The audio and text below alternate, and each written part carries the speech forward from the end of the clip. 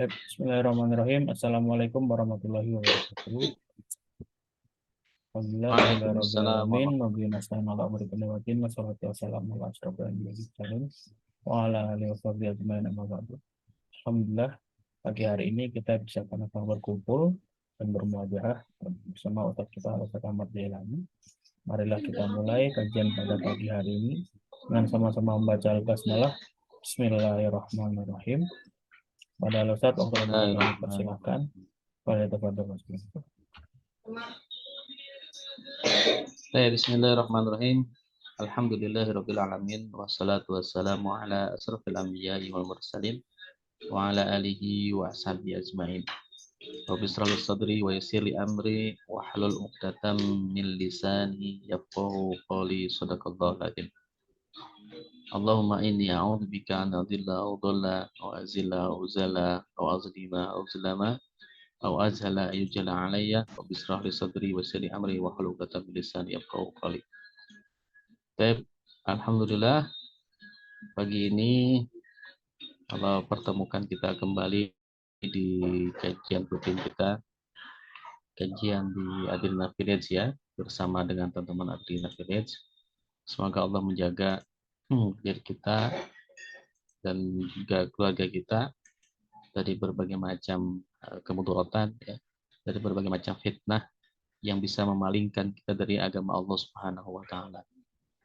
Salawat dan salam juga tak lupa kita curahkan kepada Nabi kita yaitu Nabi Muhammad Sallallahu Alaihi Wasallam sebagai qudwah hasanah, sebagai satu-satunya orang yang kita rindukan ya berjumpa di akhirat nanti, sebagai satu-satunya orang yang kita wajib meneladani ya, menjadikan beliau sebagai apa istilah kata menjadikan diri kita sebagai fans beratnya beliau gitu ya. Tidak ada orang yang bisa menggeser beliau, yaitu Nabi Muhammad SAW. Tentu hal ini penting ya, kita memposisikan diri sebagai orang yang ngefans banget sama Nabi gitu ya. Di tengah-tengah orang mencari fans-fans atau mencari makhluk-makhluk lain yang ingin dijadikan fansnya dia. Ya, seperti fenomena datangnya kelompok band Coldplay ya ke Indonesia itu kan Masya Allah ya Subhanallah. Jadi seperti orang tuh kehilangan sosok gitu ya, kehilangan orang yang bisa ditiru dan dikagumi gitu ya, sampai mereka mengagumi bahkan orang kafir pun dikagumi gitu ya sebagai bagian dari hidup mereka, sampai mereka itu berani menjual apapun hanya untuk mendapatkan tiket untuk nonton Coldplay ya. Tiket termahal 11 juta itu laku keras ya. Di sini ada yang beli tiketnya nggak? Ada yang beli tiket Coldplay? Ya, ada alhamdulillah. Nggak ada ya. Buat apa itu uang dikumpulkan capek-capeknya untuk mendapatkan nonton gitu doang Coldplay gitu kan. Ini kan berarti ada apa namanya, ada sesuatu yang hilang di tengah-tengah umat ya. Jadi umat itu ya sakit sebenarnya, bahwa mereka itu seperti kehilangan sosok yang harusnya mereka lebih kagumi dibandingkan hanya sekedar artis. Karena ya mungkin hanya sebatas pemenuhan nafsu di dunia saja ketika orang-orang tuh nonton konser. Tapi di akhirat nanti mungkin tidak akan menjadi solusi gitu kan. Tapi kalau kita mencintai Rasulullah, ngefans berat sama Nabi gitu ya, kemudian kita mengikuti jejak Nabi atau orang-orang yang ditunjuk oleh Nabi gitu kan.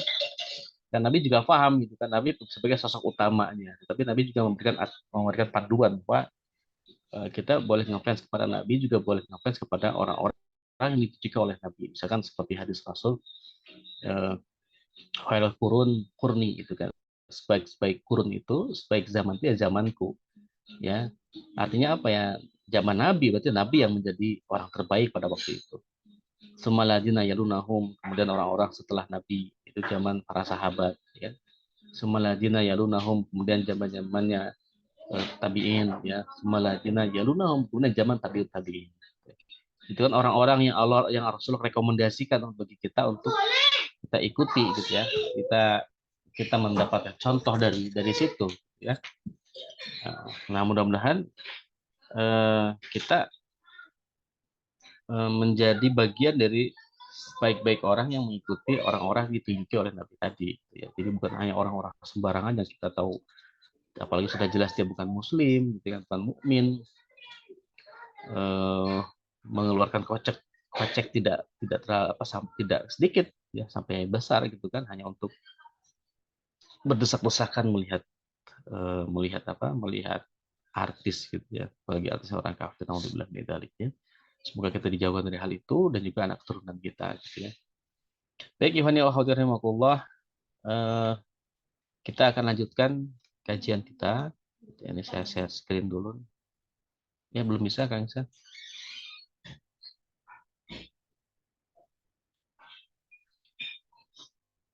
Baik. Jadi kita akan membahas tentang maslahat gitu ya. Mungkin kita sering dengar istilah maslahat ya.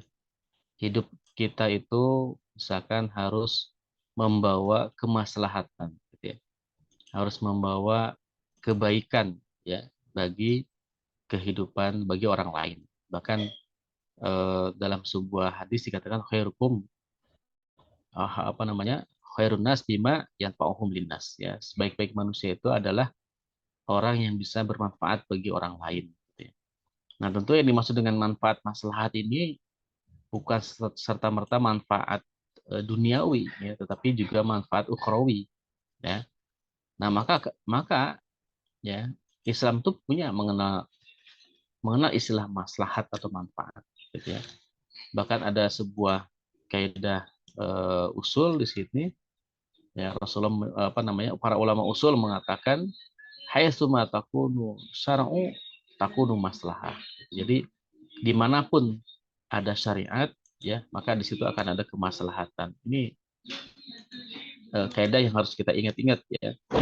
Jadi haitsuma ya, haitsuma takunu ya, takunu asyar'u ya, takunu al maslahah. Jadi di mana saja ada syariat ya, maka disitulah ada kemaslahatan. Jadi syariat dulu baru kemaslahatan itu akan ada ya, bukan maslahat dulu baru syariat. Yang benar itu justru adanya syariat dulu ya, baru akan ada kemaslahatan. Nah, ini. Nah, jadi haitsuma takunu syar'u takunu al maslahah ya, takunu maslahah. Ini kaidah usul yang dirumuskan oleh para ulama ya. Haitsuma takunu syar'u takunul maslahah. Nah, ini kaidah ini harus kita ingat-ingat. Jadi ketika kita berbicara Islam, berarti berbicara tentang kemaslahatan. Ada Islam, pasti ada kemaslahatan. Tidak ada Islam, pasti tidak ada kemaslahatan. Nah, itu rumusnya. Ya, saya ulangi lagi ya. Ada Islam, ada syariat Islam, pasti ada kemaslahatan yang didapatkan. Tidak ada syariat Islam, pasti keburukan, bahkan tidak ada kemaslahatan di luar Islam.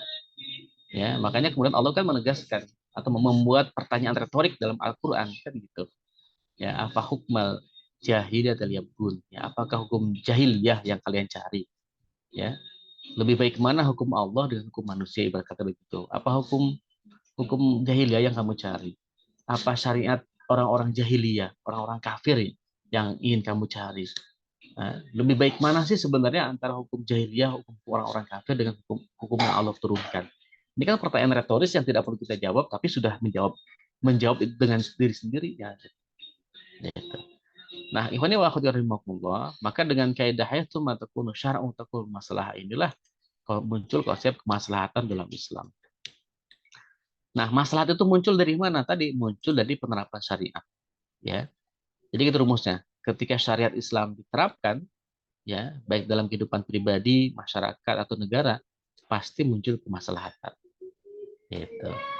Nah, maka apa maslahat? Ya, maslahat dalam Islam itu ada beberapa poin. Ada namanya maslahat doruri. Nah, ini masuk ke konsepnya nih. Ada maslahat doruri, ya. Kemudian ada yang namanya maslahat eh, haj al-haji, ya, maslahat al-haj. Ya. Kemudian ada lagi maslahat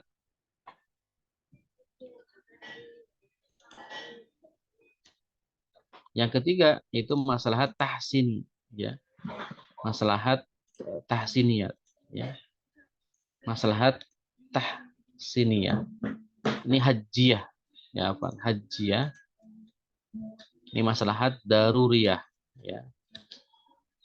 Maslahat daruriyah, ada maslahat hajiyah, ada maslahat tahsiniyah, ada satu lagi maslahat ini takmiliyah. Takmiliyah. Nah, inilah kemaslahatan-kemaslahatan yang disiapkan oleh Islam. Jadi ketika Islam itu kita amalkan, maka akan muncul maslahat doruri. Akan mendapatkan kemaslahatan hajiyah. Akan mendapatkan kemaslahatan tahsiniyah.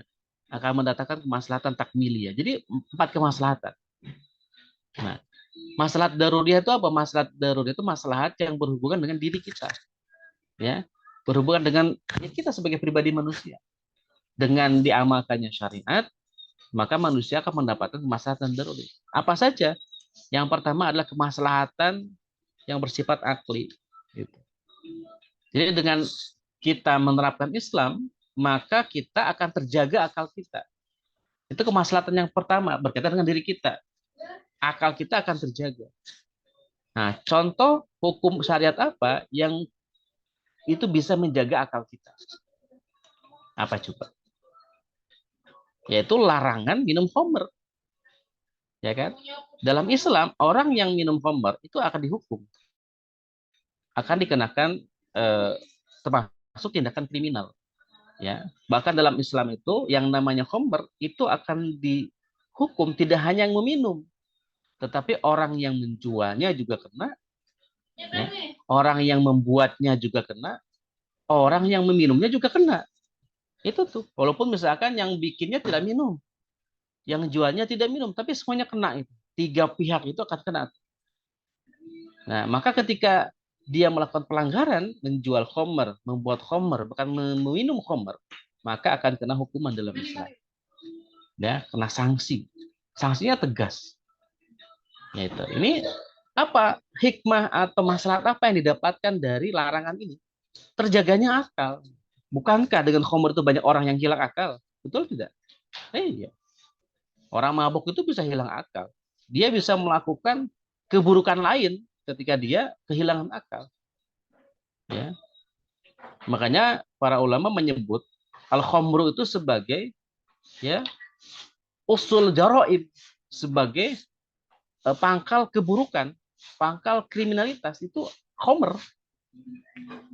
Ya, ingat kisah pada yang diceritakan oleh Rasulullah SAW itu terkait dengan satu orang alim. Gitu ya. Ada seorang alim yang dia itu ustadz lah ya, ustadz yang sering ngisi pengajian di mana-mana gitu ya.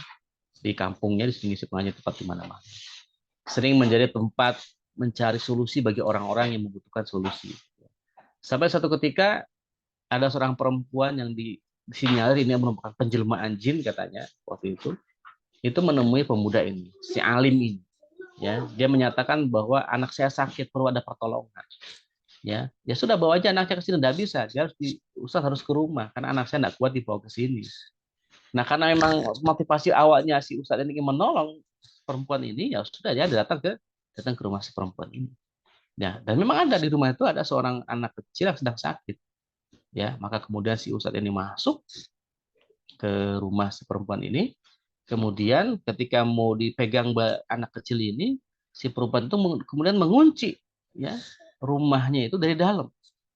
Ya, dan kuncinya dihilangkan ya. Apakah itu dibuang keluar atau dihilangkan sehingga tidak bisa dibuka.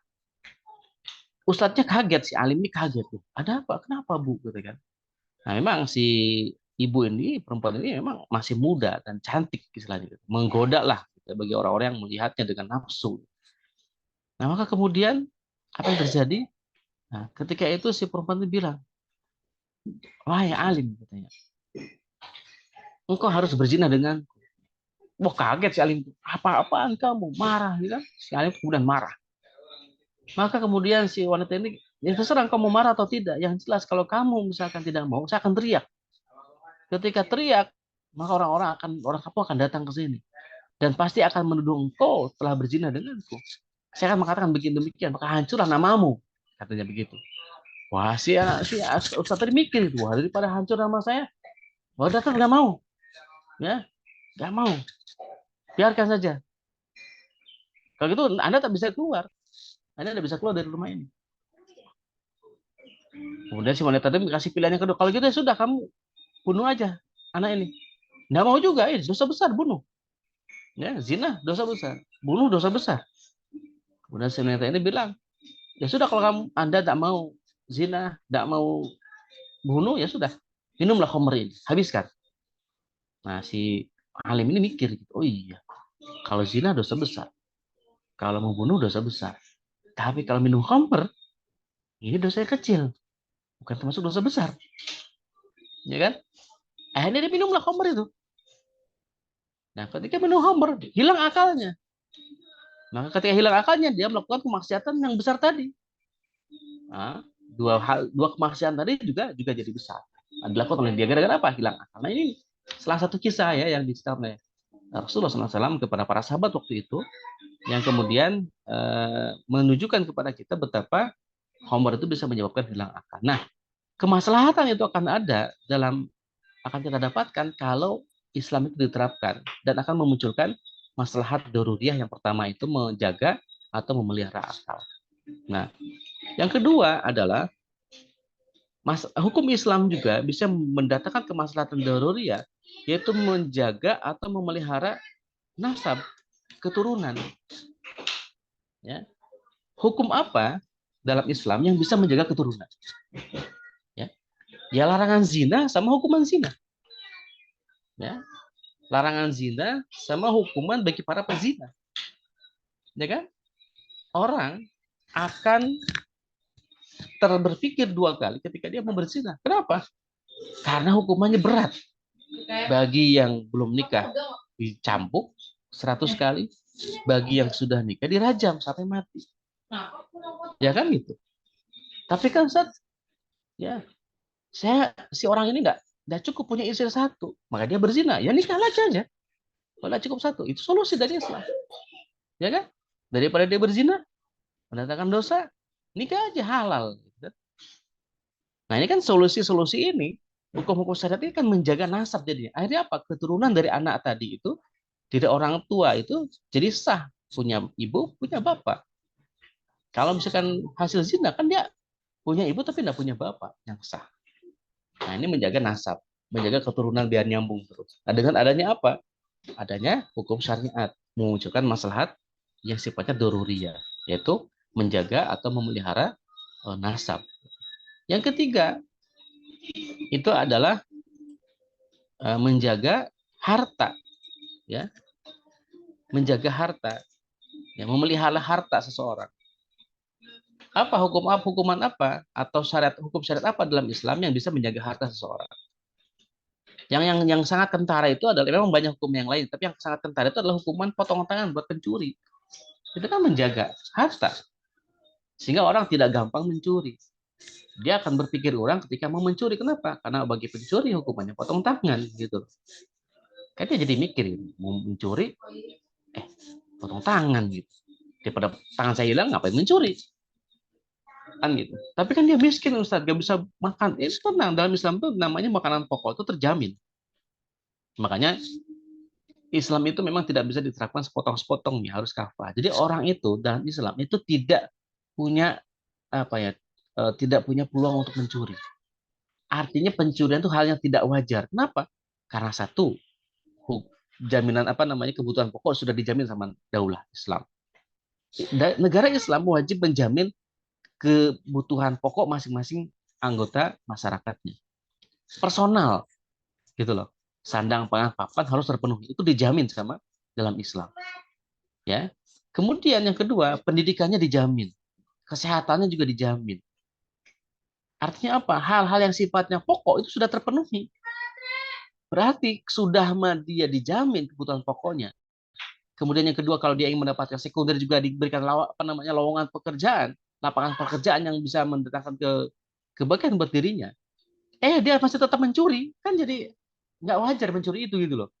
Kamu itu apa sih? Udah dikasih fasilitas, udah dijamin makan, dijamin sekolahnya, dijamin kesehatannya, masih mencuri juga. Nah, baru dipotong tangan gitu loh. Jadi hukum syariat yang runtunan-runtunan itu bisa menjaga harta seseorang. Sehingga orang itu tidak akan mudah mencuri, karena dia sudah dipenuhi. Kemudian yang kedua, itu sudah dijaga dengan hukuman. Terakhir itu, kalau dia masih tetap mencuri juga, udah potong tangan. Jadi potong tangan itu berarti kan membuat bikin orang ngeri. Oh iya, potong tangan, ngeri aku. Kan gitu.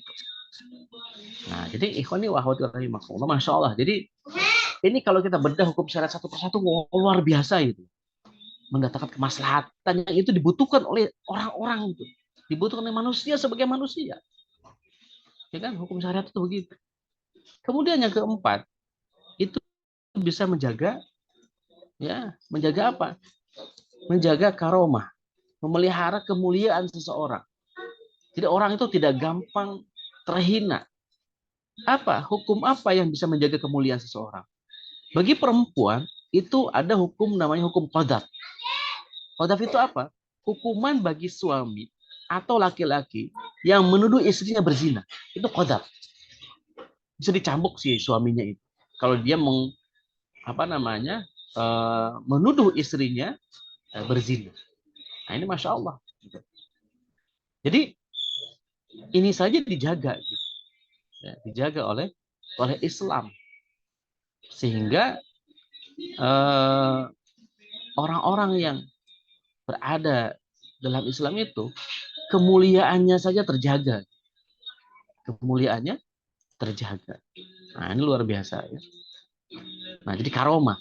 Nah, bagi laki-laki itu nanti ada hukumannya nusus. Nusus itu apa? Laki-laki perempuan akan mendapatkan hukuman kalau dia si suami istrinya itu melawan kepada suami, namanya hukum nusus. Nusus itu hukum istri melawan suami. Ya, ada hukumannya. Nah, jadi Masya Allah, jadi ini betul-betul dijaga. Baik si suami ataupun juga si istri, kehormatannya, kemuliaannya. Jadi tidak ada lagi istri yang menghinakan suami, tidak ada lagi suami yang menghinakan istri. Ya, jadi KDRT itu dijamin tidak ada dalam Islam. Kenapa? Karena hukumannya jelas. Ketika suami melakukan KDRT terhadap istri, itu bisa dikenakan hukuman. Berarti tidak mau berbuat baik kepada keluarga. Karena hukum berbuat baik kepada keluarga itu, ya, itu hukumnya wajib. Dia wajib memenuhi kebutuhan keluarganya. Ya, kemudian tidak menyakiti keluarganya. Nah, itu dalam Islam. Jadi coba dalam aturan apa lagi yang ada begini-begini aja? Hanya dalam Islam. Ya. Masya Allah ya. Kemudian yang berikutnya, ya, apalagi yang dipelihara dari sisi kemaslahatan doruri itu adalah menjaga ya atau memelihara agama atau akidah. Ya. Hukuman apa yang bisa menjaga akidah seseorang? Ya, sehingga dia tetap dengan akidah Islamnya. Itu hukuman orang murtad. Dalam Islam, orang yang murtad itu hukumannya bunuh. Man baddala dinahu faqtulu. Barang siapa yang mengganti agamanya, maka dia hukumannya adalah dibunuh lagi. Nah, hukumnya dibunuh. Artinya dari sini jangan dibayangkan, serem banget ya. Ganti pindah agama aja langsung dibunuh. Jangan ke situ dulu pikirnya. Kita mikir filosofinya dulu. Ya. Hukuman bunuh ini itu tidak langsung dibunuh. Pada orang murtad dibunuh langsung tidak. Tetapi diajak dialog dulu selama 3 bulan. Ya. Diyakinkan dulu apa yang bikin dia murtad. Apakah karena dia belum paham dengan agama Islam, atau memang ada dalam ajaran Islam yang belum dia pahami, dijelaskan. Dia diberi waktu dialog selama 3 bulan. Ya. Kalau 3 bulan dia tetap dengan kekeh dengan kemurtadannya, sudah. Ya, sudah dibunuh. Dan harusnya itu kan dia mikir daripada dibunuh mending tetap dalam Islam gitu loh. Gitu. Terus yang kedua, itu bisa menjadi filter bahwa tidak ada orang yang gampang pindah-pindah agama. Agama bukan buat dimain-mainkan. Di satu sisi Islam tidak memaksa orang masuk agama Islam. Tetapi ketika orang sudah masuk agama Islam, dia harus ikut konsekuensinya. Makanya orang-orang yang masuk agama Islam tidak sembarangan jadi. Tidak ada orang yang pura-pura masuk agama Islam untuk melakukan macam-macam. Itu akan ketahuan, ya kan, dengan konsep konsep ini. Gitu. Nah, ikhwati wa akhwati rahimakumullah, ya inilah dia apa namanya, penjagaan, penjagaan daripada hukum Islam itu menjaga akidah. Yang berikutnya adalah itu dengan penerapan hukum Islam itu bisa menjaga jiwa. Jadi nyawa orang itu tidak mudah gitu dimatikan. Nyawa orang itu berharga, ya. Nyawa orang itu tidak murah. Coba bayangkan sekarang, ya, betapa nyawa manusia itu seperti apa namanya, murah. Ya, orang mudah saja membunuh orang. Ya, orang mudah saja untuk menyakiti orang. Tapi dalam Islam itu tidak seperti itu. Karena nyawa manusia itu sangat berharga, maka dihargai, dihormati. Tidak mudah membunuh orang. Kenapa? Karena hukuman bagi orang yang membunuh adalah bunuh. Kisos itu. Ya. Dan ingat, Allah Subhanahu wa taala mengatakan, berfirman, ala anna fil qisasi hayatun ya ulul albab. Ketahuilah sesungguhnya dalam kisos itu ada kehidupan. Jadi dalam hukum syariat kisos itu akan memunculkan kehidupan yang lain gitu. Maksudnya apa? Maksudnya adalah ketika ada orang, ya, membunuh, kemudian dihukum bunuh, kemudian orang-orang melihat bahwa orang itu dihukum bunuh gara-gara dia membunuh, itu bikin orang-orang lain itu berpikir ulang untuk membunuh. Gitu. Oh, berarti kalau saya membunuh, hukuman bagi saya itu dibunuh lagi. Dia kalau orangnya cerdas, dia nggak mungkin bunuh orang, kan gitu. Hukumannya bunuh lagi. Gitu. Itu yang pertama. Yang kedua, membunuh itu termasuk dosa besar. Kalau dia tidak dikisos di dunia, dia akan dikisos di akhirat. Nah, tentu dikisos di akhirat itu kan lebih sadis dibandingkan dikisos di dunia. Di dunia cukup dibunuh, selesai. Nggak ada urusan dengan akhirat. Ya, karena hukuman Islam yang diamalkan di dunia itu menjadi penebus, ya, dosa dia ketika di akhirat. Makanya fungsi hukum, ya, sanksi dalam Islam itu ada dua. Yang pertama itu adalah sebagai jawabir, yang kedua itu adalah sebagai jawazir. Ya. Jawabir itu apa? Jawabir itu adalah hukuman itu membuat jerak. Siapapun yang melakukan kriminal kemudian dihukum itu pasti bikin jerak. Jerak buat siapa? Buat dirinya sendiri, ya, dan juga buat orang lain, ya, yang menyaksikan hukuman itu. Ini fungsi yang pertama, membuat jerak, ya, membuat jerak. Nah, sekarang bagaimana kalau kita lihat? Apakah orang membunuh di hukuman bunuh sekarang itu buat orang jerak? Tidak jerak, ya. Orang itu bunuh aja, ya, tidak membuat dirinya jerak, gitu ya. Ini yang namanya fungsi yang pertama, membuat orang itu jerak, buat dirinya sendiri ataupun juga buat orang lain. Nah, yang kedua itu fungsinya fungsi jawazir. Jawazir itu apa? Fungsi penebus dosa. Jadi bagi siapapun yang sudah dikenakan hukuman dalam Islam, apakah itu dengan kisos, itu akan membebaskan hukuman di akhirat nanti. Nah, tentu kalau orangnya cerdas, dia tidak ingin mendapatkan sisa di akhirat kan, karena sisanya kekal gitu loh. Kalau di dunia kan cukup sekali udah beres itu. Ya, paling banter mati. Selesai. Tapi di akhirat nanti kan ketika dihukum kan mati terus hidup lagi gitu. Hukum lagi sakit katanya gitu kan. Katanya kan dalam cerita-cerita di kisah-kisah di Al-Qur'an kan begitu. Mati terus hidup lagi, hukum lagi sampai habis dosanya gitu. Bayangkan juga. Kan kalau orang cerdas mending milih dihukum di dunia gitu loh. Nah, inilah yang mendorong Al-Ghamidiyah sama Maiz, ya, ada kisah, ya, kisah menarik. Ada seorang wanita muslim,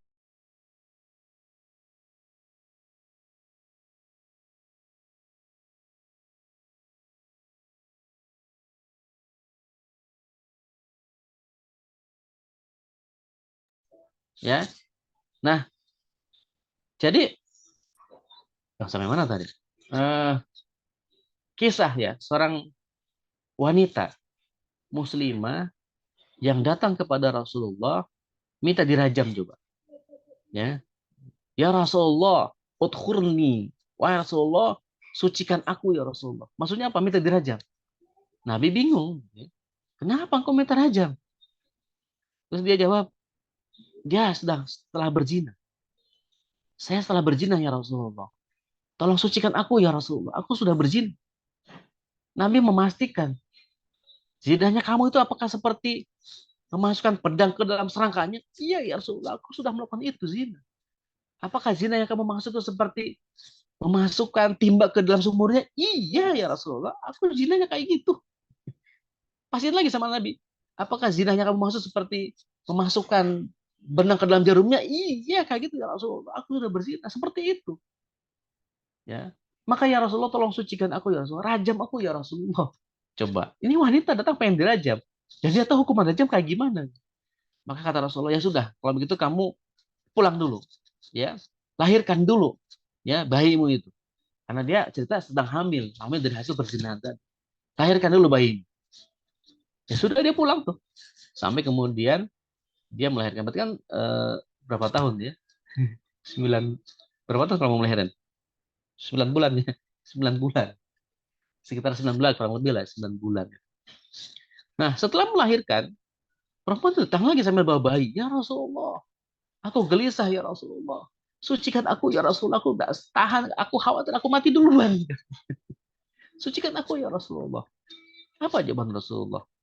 Ya kalau begitu, ini anakmu iya masih bayi. Ya udah kalau kamu gitu nanti balik lagi, aku kamu pulang dulu. Ya, artinya apa? Ini sapi dulu anakmu. Yang namanya sapi berarti kan minta disusuin dulu. Dikasih ASI dulu sampai dia kemudian disapi. Itu berapa lama itu? Nah, sekitar 2 tahun berarti kan, kurang lebih. Coba 2 tahun menanti dirajam. Setelah anaknya disapi, ya datang lagi itu si wanita ini kepada Rasul. Ya Rasulullah, sucikan aku ya Rasulullah. Maka kemudian setelah itu Rasulullah memerintahkan para sahabatnya untuk menyiapkan prosesi raja, pengrajaban bagi wanita ini. Ya, maka wanita ini pun dirajam. Ya, dirajam sampai kemudian dia meninggal. Ya, subhanallah. Ya. Ketika selesai dirajam, malamnya Rasulullah Shallallahu Alaihi Wasallam itu bermimpi bahwa wanita ini sedang berenang-renang di telaga Kausarnya Nabi Muhammad Shallallahu Alaihi Wasallam. Ya, subhanallah, masya Allah. Bahkan Nabi mengatakan seperti ini, wahai penduduk Madinah, wahai para sahabatku, seandainya seluruh pahala kalian itu dikumpulkan, tidak ada yang mampu menandingi pahalanya si Ma'is atau Agomidiyah ini. Karena dia itu ya telah mendapatkan hukuman rajam dan dia sudah dibebaskan dari dosa dan dosa zinahnya. Masya Allah. Ya. Jadi ini kisah Nabi Muhammad SAW yang menunjukkan bahwa hukum itu menjadi penembus buat dosa dia di akhirat. Gitu. Ya. Ini makanya luar biasanya hukuman dalam Islam itu ya. Jadi dia menyelamatkan jiwa manusia tidak hanya di dunia, tetapi menyelamatkan jiwa manusia di surganya Allah Subhanahu wa taala, di akhiratnya Allah Subhanahu wa taala. Ikhwani wa akhwati rahimakumullah. Kemudian apalagi yang dijaga ya? Apalagi yang dipelihara dalam Islam ya, muhafadzah atau kemaslahatan daruri ini. Itu adalah negara. Muhafadzatul daulah. Nah, jadi dengan hukuman apa yang bisa menjaga negara? Yaitu dengan hukuman namanya baiat taat. Dalam Islam itu ada namanya baiat taat, di mana setiap warga negara itu wajib taat kepada pemimpin, ya, wajib taat kepada khalifah, dalam hal ini khalifah, ya, wajib taat kepada khalifah. Nah, hukumnya. Selama khalifah itu tidak memerintahkan kepada kemaksiatan, selama pemerintah atau khalifah itu tidak memerintahkan kepada kemusyrikan, kekufuran, maka itu wajib ditaati. Kemudian yang kedua ada hukum larangan bugot. Bugot itu apa? Memberontak. Ya, dalam Islam itu ada istilahnya hukum bugot. Nah, ketika ada pemberontak, maka boleh negara itu memerangi si pemberontak ini dengan senjata juga, tapi tujuannya ta'dib, untuk mendidik, bukan untuk membumi hanguskan. Nah, ini ada hukum fikih tentang bugot. Artinya apa? Ini untuk menjaga eksistensi negara. Ya. Kemudian yang ketiga, dalam Islam itu daulah itu wajib berjihad ke luar negeri, melakukan futuhat, membebaskan negara-negara lain dari kekufuran. Berarti apa? Itu akan menjadikan common enemy, Anda menjadikan musuh bersama. Ya, orang itu kan para militer, para tentara atau para polisi yang punya senjata itu kan, kenapa mereka ya gampang diadu domba? Karena mereka tidak punya musuh, gitu kan? tidak punya musuh, terutama tentara. Nah, ketika jihad itu yang dipimpin oleh negara itu melakukan futuhat sebagaimana Nabi Muhammad melakukan futuhat ke beberapa daerah, ke beberapa negara, ke beberapa kabilah, itu kan berarti menyatukan kekuatan kaum muslim untuk melawan musuh yang sama. Itu kekufuran, bukan orang kafir tapi kekufuran. Nah, ini adalah maslahat daruriyah, ya. Kemaslahatan yang berkaitan dengan dirinya sendiri yang itu bisa didapatkan ketika Islam diterapkan, ya, yaitu memelihara akal, memelihara nasab, memelihara harta, memelihara kemuliaan karomah, ya, memelihara jiwa, memelihara negara. Tidak ada enam, ya. Ada enam, ya, hal yang bisa terjaga. Ada satu lagi, ya, sebenarnya. Ada satu lagi yang karena ada tujuh, ya. Tujuh itu disebut, kalau kata Imam Syafi'i, disebut maqasidus syariah. Yang ketujuh itu adalah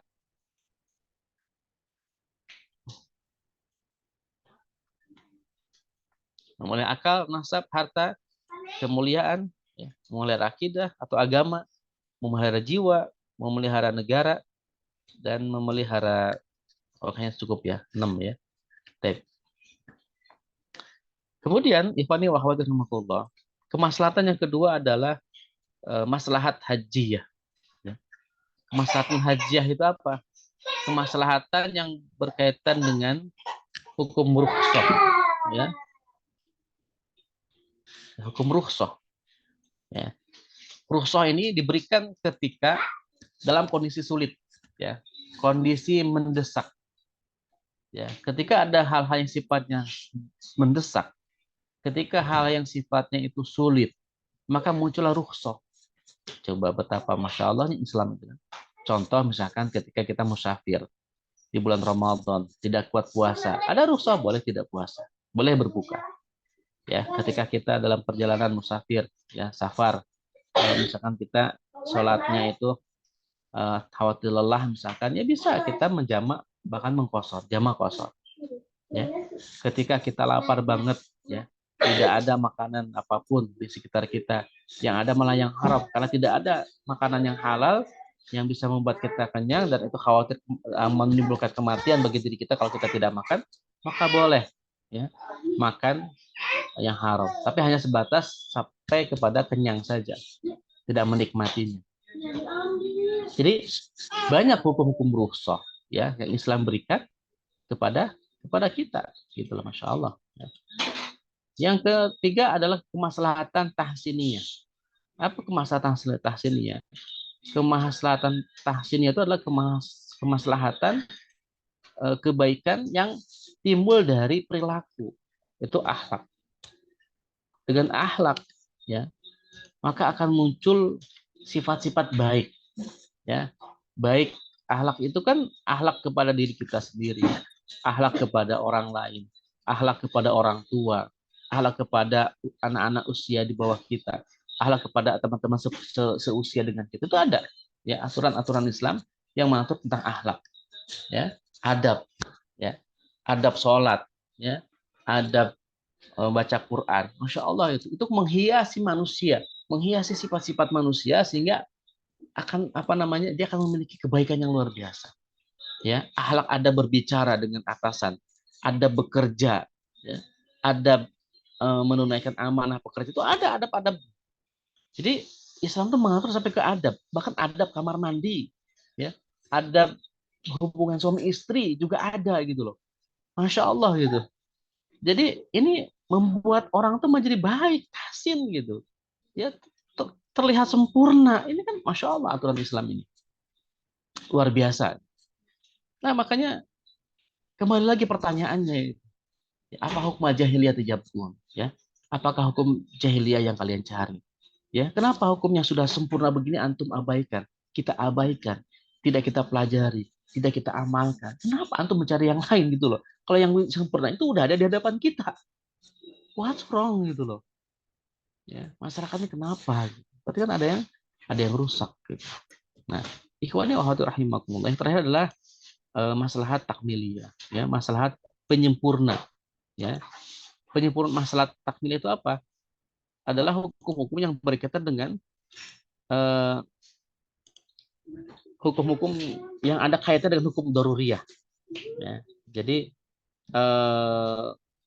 hukum turunan ya dari doruri. Ya. Maksudnya apa? Maksudnya ada lagi nih. Zina itu hukumnya kan haram. Ya. Nah, sebab-sebab yang bisa menimbulkan ke perzinahan itu juga haram. Nah, itu kira-kira. Maka adalah hukum-hukum yang itu di bawah level zina. Zina itu haram. Tetapi hal-hal atau perbuatan-perbuatan yang bisa menghantarkan kepada perzinahan itu bisa jadi haram. Nah, contohnya apa? Kholwat, berdua-duaan di tempat sepi. Itu kan perbuatan yang bisa menghantarkan kepada perzinahan. Makanya kan perintah larangan Allah itu kan wala taqrabuz zina.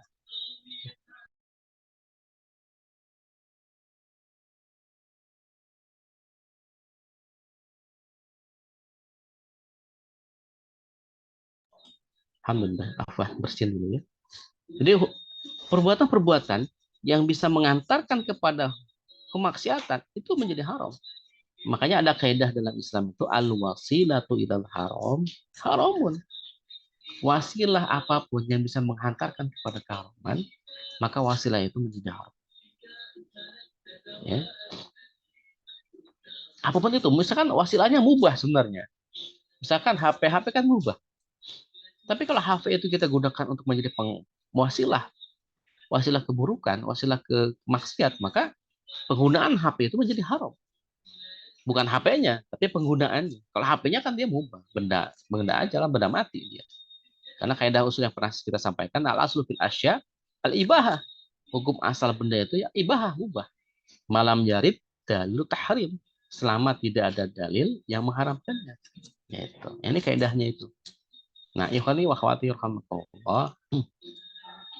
Dari sini kita bisa pahamnya bahwa kemaslahatan yang dimunculkan ya dari syariat itu luar biasa. Ya. Kemaslahatan yang muncul dari syariat itu luar biasa. Ya. Ini bisa mendatangkan kebaikan yang manfaat. Ini kan Islam. Ya. Islam itu mendatangkan kemaslahatan yang luar biasa. Ya. Dan itu semuanya sangat dibutuhkan oleh manusia. Ya, dibutuhkan oleh manusia. Bahkan dengan kemaslahatan ini manusia bisa hidup. Ya. Tanpa kemaslahatan ini manusia bisa rusak. Ya, bisa rusak. Maka ayo kita semangat mengkaji Islam, ya. Semangat untuk mengamalkan Islam, ya. Semangat untuk mendakwakan Islam, ya. Semangat untuk terus mengupgrade pemahaman kita, gitu loh. Semangat untuk tidak berhenti hanya sekedar punya segitu saja dalam Islam pemahamannya, terus berkembang. Sehingga kita memiliki banyak ilmu, dan ilmu itu harapan saya adalah bisa berefek kepada amal. Karena ilmu yang banyak tanpa amal itu ya seperti pohon tak berbuah kan. Ada mahfudhat ya. Mahfudhat itu kata-kata mutiara dalam Islam itu, dalam tradisi Islam. Al ilmu bila amalin kasyajarin bila tamarin. Ilmu tanpa amal itu seperti pohon tidak berbuah. Apakah ada manfaatnya? Ada manfaatnya, tapi sebatas pohonnya saja. Mungkin buat dirinya sendiri, tetapi tidak bermanfaat buat orang lain. Gitu. Nah, ini tentu ini kita tidak seperti itu ya. Kita ingin manfaat buat diri kita sendiri juga, tapi kita juga ingin memberi manfaat kepada orang lain. Dan ikhwani wa akhwati rahimakumullah, demikian mungkinnya materi kita sudah jam 10:02. Ini ya kita membahas tentang kemaslahatan. Ini masih diambil dari kitab atau dari buku Islam Politik Spiritual ya. Saya sengaja lebih dibuat bagan seperti ini biar antum paham ya, biar antum mudah, kita juga semua mudah memahaminya. Saya Paul Al-Musab, silahkan mungkin jika ada yang ingin ditanyakan. Baik, terima kasih Ustadz atas pemaparan materi pada kesempatan pagi hari ini. Silakan teman-teman jika ada pertanyaan bisa langsung ketik di kolom chat atau open mic karena sudah sampai sesi tanya jawab. Betul.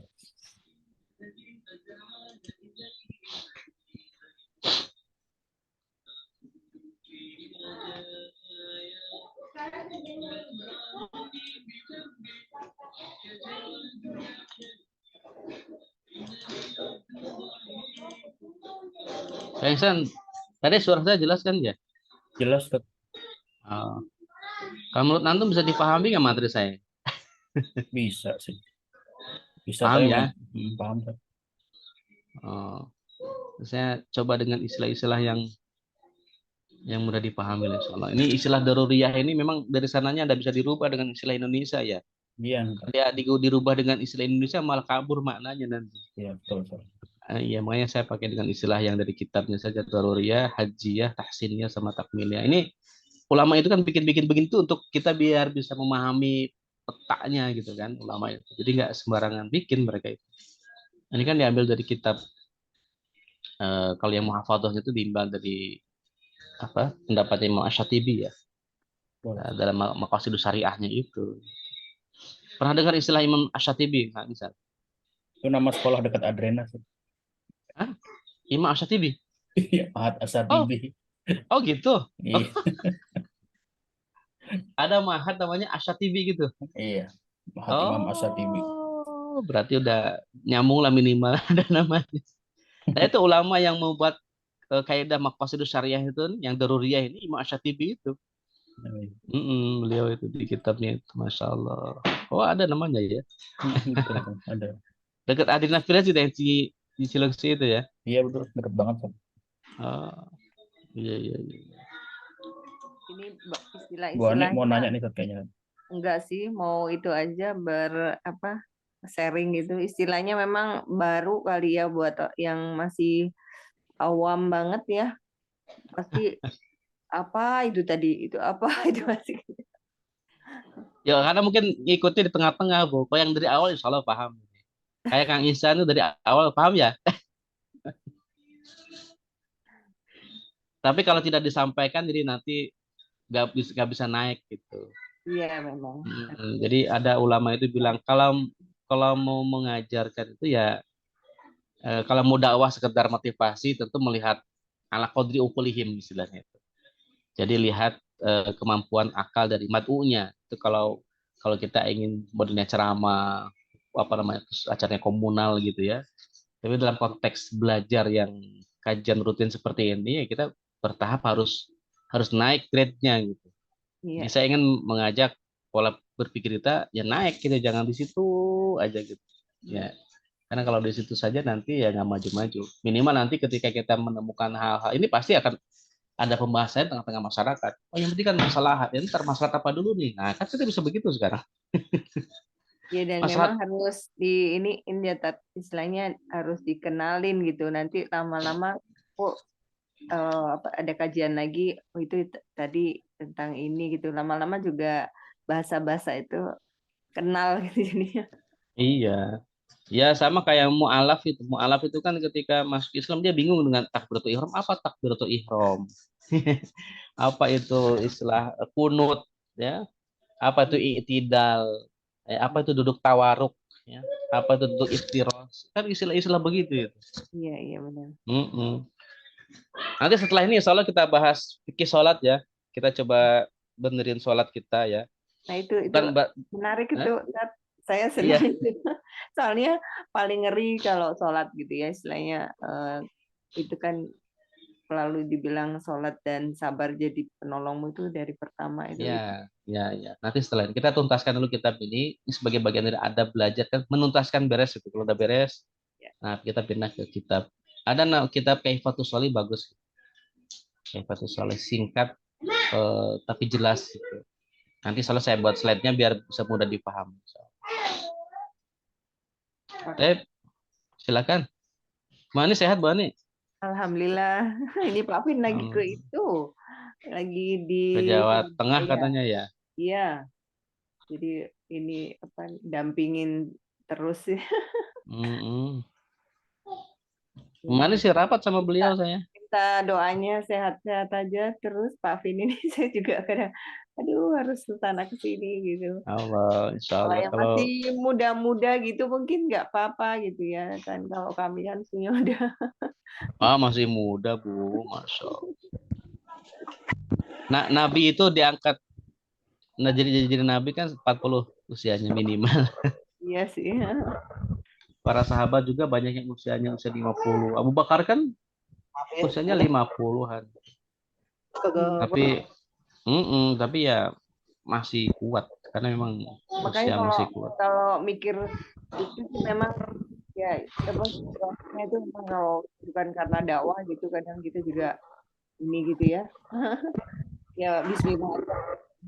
Iya.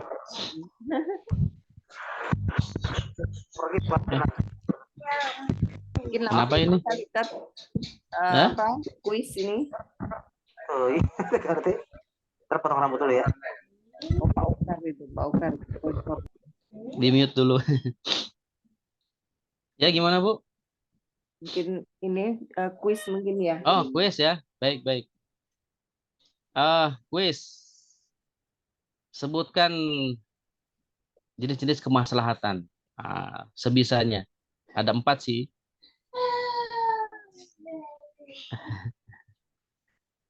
Ini ada anak tetangga main di sini, anak bayi. Dititipin. Kan anak saya 3 orang nih udah bisa ngasuh. Kadang suka main di sini anak bayinya. Silakan. Mas Wawan, silakan Mas Wawan. Masya Allah. Ya, Bismillah. Jenis kemaslahatan ada 4. Udah ada yang ya? tulis. Silakan. Mbak Rahmadina, apa itu? Jawabannya apa tuh? Tahsin niat, takmiliyah, hajiyah. Kurang 1. Takmiliyah namanya. Salah. Apa coba Mas Wawan? Apa? 1 dauriyah. Kedua hajiyah. Ketiga tahsiniyah. Keempat takmiliyah. Masya Allah. Sudah dapat dua-duanya aja. Mbak Anida dapat, Mas Wawan dapat ya. Mas Wawan yang menyempurnakan. Gimana Kang Ihsan? Ya, saya marah. Baik. Ahlan. Barakallahu fikum. Ya, baik. Terima kasih kepada Ustadz atas penyampaian materi pagi hari ini dan juga kepada teman-teman yang bisa menjawab kuis. Akhirnya sampai juga kita di penghujung kajian pada pagi hari ini. Marilah kita tutup kajian pada pagi hari ini dengan sama-sama membaca alhamdulillah. Alhamdulillahirrahmanirrahim. Dan baca doa kafaratul majelis. Subhanakallahumma bihamdika. Asyhadu an la ilaha illa anta astaghfiruka wa atubu ilaik.